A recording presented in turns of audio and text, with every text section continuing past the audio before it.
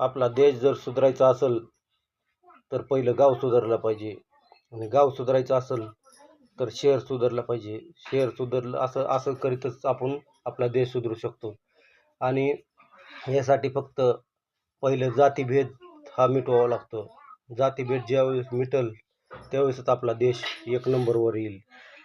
जोपर्यंत आपल्या देशामध्ये जातीभेद हे नीच उच हे सगळं आहे तोपर्यंत आपला देश कधीच एक नंबर होऊ शकत नाही. आणि ज्या दिवशी हे सगळं संपन सगळे मिळून राहतेन आणि त्या दिवशी खरा आपला देश सुधरण. एक नंबरला यायला कोणीच रोखू शकणार नाही. एक नंबरला आणण्यासाठी आपण सगळ्यांना हे जातीभेदीचे जे रोगराई आहे ही काढून टाकली पाहिजे.